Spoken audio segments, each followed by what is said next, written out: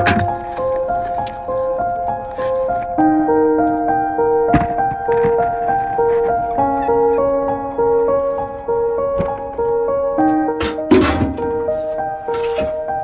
мага мындай баягы жардамчы сыяктуу болуп калган да.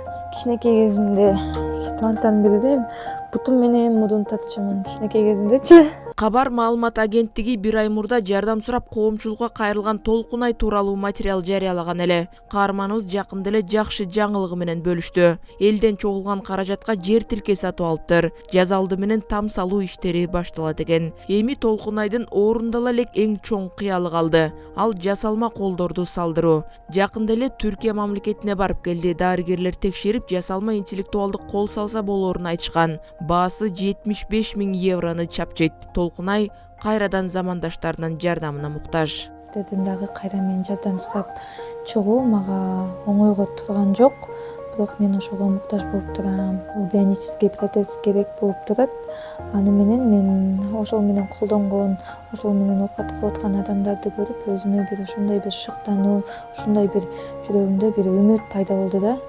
Ошону менен мен дагы ушундай бир өз алдынча оокат кылып, өз алдынча бир нерсени ушундай колум менен кармап, баламды баягы башынан сылап, эки колум менен толук кучактасам деп, ошол баламды дагы колунан жетелеп, садикке, мектепке алып барсам дейм. Например, эми ылдыйда айта кеттим го баягы кичинекей кезимде эми тең туштарым эмнеге колуң жок деген сыяктуу соолду берген деп, анан ошондой сыяктуу жагдай баламда дагы болуп калбасын деп ойлоном да. Анан анын акчасы 75 000 евро экен. Ал дагы оңой акча эмес, бирок ошо кыргыз элимдин колдоосуна ишенем. Толкунай эки колу жоктор өлгөн. Учурда 22 жашта. Ушунча жылдан бери азаптуу күндөрдү баштан өткөрүп келет. Ал 2 килограммдан ашык салмакты көтөрө албайт. Өзүн өзү тейлөөдө, үй оокаттарын кылууда, атүгүл баласын кийинтип чечинтүүдө апасынын колун карап калат. Кичинекей кезинде буту менен тамак ичип сүрөт тартчу.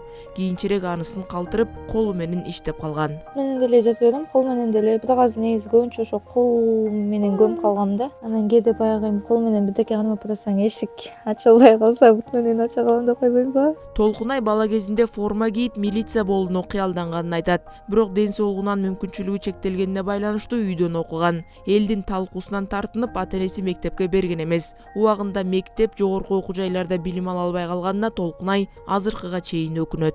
Өйдөн сураган мага аябай оор да. Анан ошондуктан мен негизи баягы күнүмдүк жашоомду дальнейшем негизи өзүмдү өзүм каржылап кетким келет да. Ошого аракет кылам. СММ жанагы мобилограф ошондой сыяктууларды балким алып кетсем деген оюм бар да. Анан эми башка жакты айтканда, эми чисто баягы кол жок адамга баягы жумушта эле эме болуп калат экен да.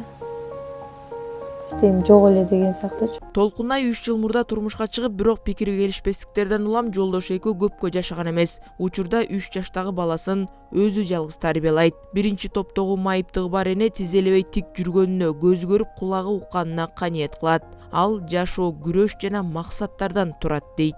Өзүнүн полноценный 6 саны аман болуп туруп, мен жашоого нааразымын дегенчи баягы адамдарга айткым келет. Бул жашоо негизи жашап аткан жашообуз жеңил да эми. Адамдын өзүнүн деңгээлине жараша сыноо берет экен Кудайым. Жаштыгымда неме кылсам керек, эмнеге мен эмнеге ушинтип калдым деп. Анан бирок мен азыр Кудайым мага ушул сыноону мени көтөрө аласың деп берди. Көтөрө аласың, сен ушуну жеңип чыгасың деп берди. Мен азыр, например, бул колум жоктугуна же немеме эчтеке мындай наразычылык билдиргенде азыр Кудайыма шүгүр кылам.